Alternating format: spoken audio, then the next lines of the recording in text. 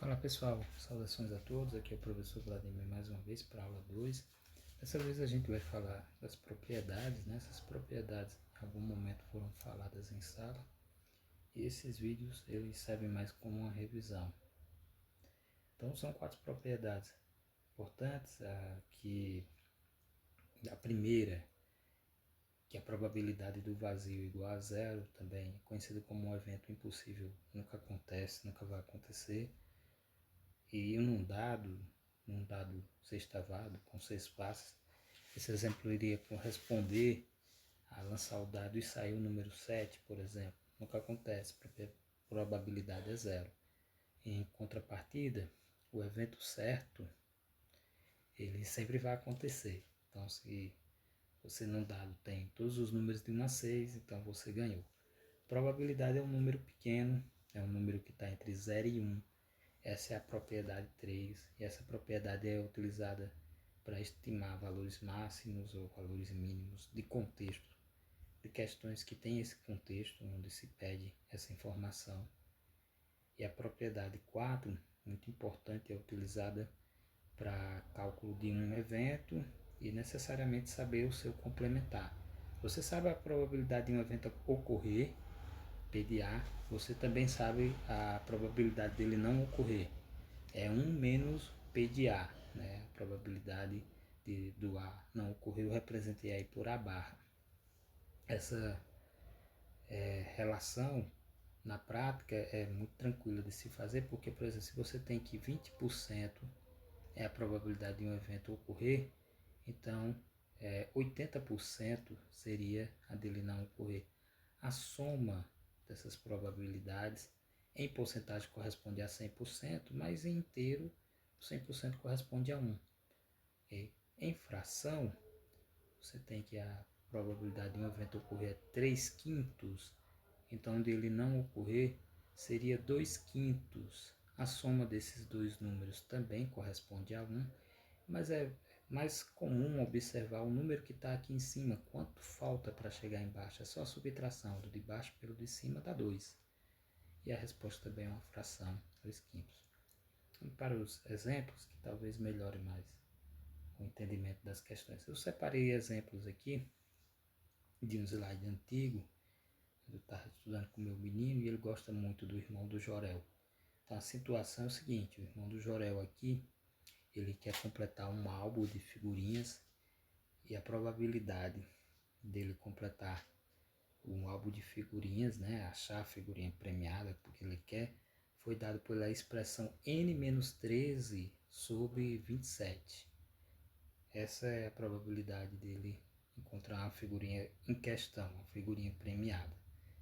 E aí pergunta qual é o maior número, qual é o maior valor possível para n. Estimar valores de máximo utiliza-se sempre da propriedade 3, que probabilidade é um número que no mínimo é 0 e no máximo é 1.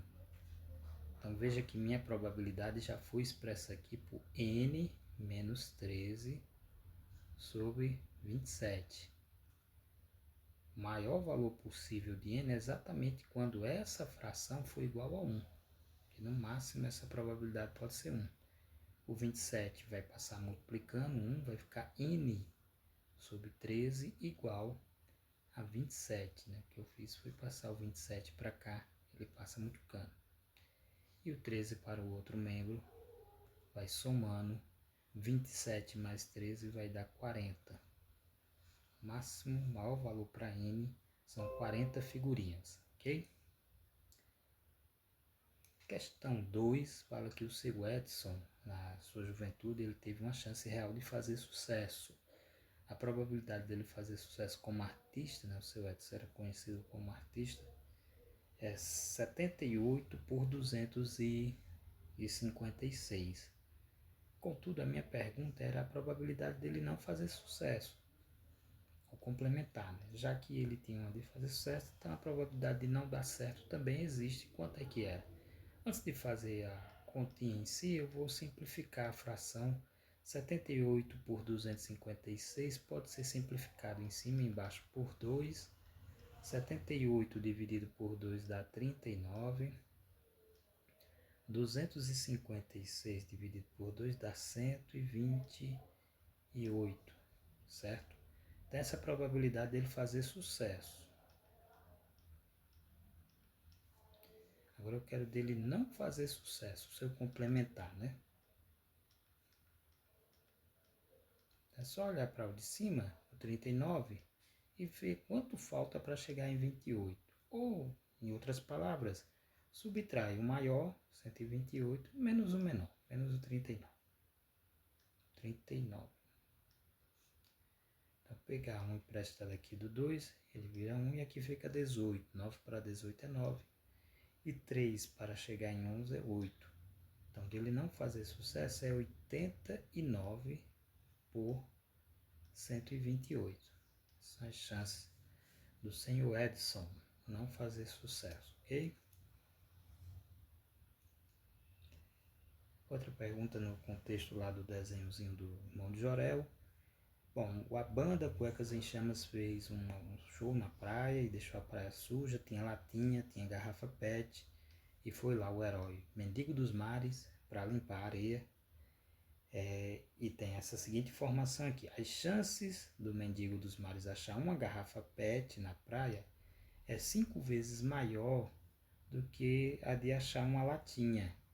Então essa frase aqui, por extenso, botei até em aspas, ela pode ser repassada pela informação matemática com uma equaçãozinha, um sinalzinho de igual, uma relação. Né? A probabilidade de uma garrafa, eu vou botar aqui por P de G, representar a garrafa, é igual a 5 vezes a probabilidade de achar uma latinha, P de L.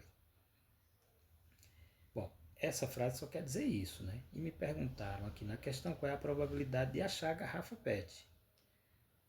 Bom, nessa questão também eu vou ter que usar a propriedade do complementar com a seguinte observação. Toda vez que você tiver uma questão que só tenha duas situações, no caso aqui foi garrafa PET e latinha, mas pode ser um que venha homens e mulheres, né, ganhar ou não ganhar. E quando tiver essa informação e não tiver como contabilizar os casos possíveis e os casos favoráveis, então vai ser com propriedade, e a propriedade em questão aqui é que a soma das probabilidades complementares, né? O que é complementar é uma e a outra, né? Se não achar a garrafinha, ele achou a latinha, só tem as duas, é sempre igual a 1. É ainda a mesma propriedade 4, viu? Se você reescrever a propriedade 4 colocando não A para frente da igualdade, ele vai com sinal de mais, ele vai assim, P de A barra, e o 1 vai ficar do outro lado, ou seja, duas probabilidades complementares, as somas delas é sempre 1, ok? Então, passando esse contexto aqui, a gente vê que P de G é 5 vezes P de L. A primeira igualdade não diz isso estava no texto por extenso, eu reescrevi como equação aqui, onde tem P de G, eu vou trocar por 5 P de L mais P de L igual a 1. 5 mais 1 P de L, não tem nada aqui, subtém-se que tem 1, então fica 6 vezes a probabilidade de achar uma latinha, P de L é igual a 1. O 6 está multiplicando, vou terminar aqui. Quando passar por outro lado, P de L vai ficar sozinho em 1 e o 6 vai passar dividindo, 1/6. Essa é a probabilidade de se achar uma latinha na praia, 1/6. Só que a pergunta é sobre garrafa PET, qual é a probabilidade de uma garrafa PET? Então agora eu vou utilizar de novo a propriedade do complementar. Se eu sei que a probabilidade da latinha é 1/6, da garrafa é exatamente aqui o que falta para 1 é 5, que falta para 6, desculpa, o que falta do de cima para chegar embaixo é 5, 5/6. E essa informação aqui é a solução da questão, ok? Último exemplo, e nesse exemplo aqui, esquece por enquanto a questão de propriedade e relembra que probabilidade de casos equiprováveis é uma fração. O número de cima são os casos favoráveis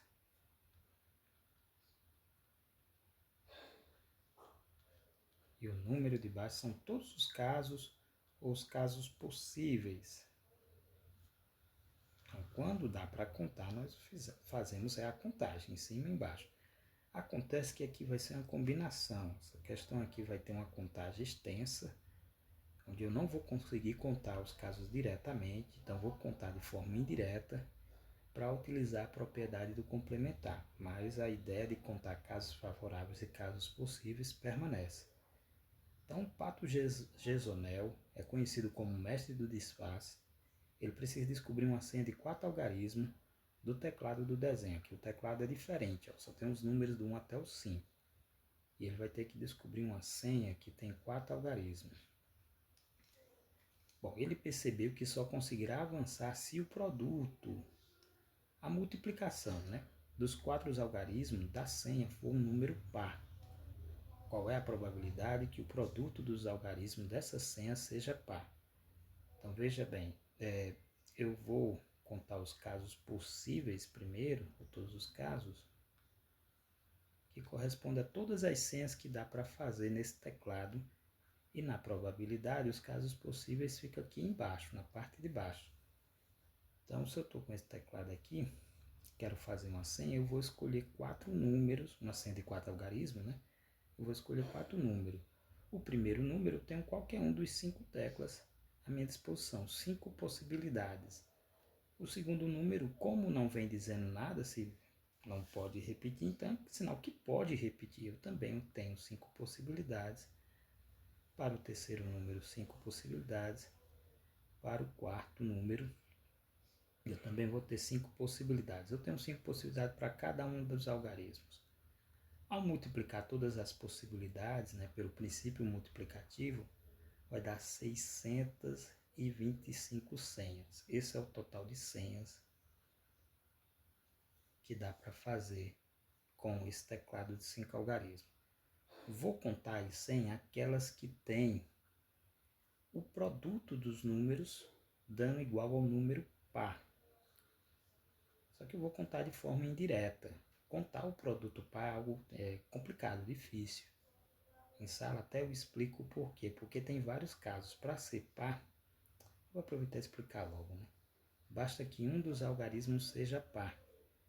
E aí um par pode vir no início, ele poderia vir na segunda, na terceira ou na quarta posição. São 4 casos. Mas poderia vir 2 números par. E o produto seria par. Então poderia vir os 2 no início, os 2 no final, um na frente e um no final, os 2 no meio e outras casas aqui para 2. Ou poderia vir 3 números pares ou poderia vir 4 números pares, ou seja, é muito caso para se contar.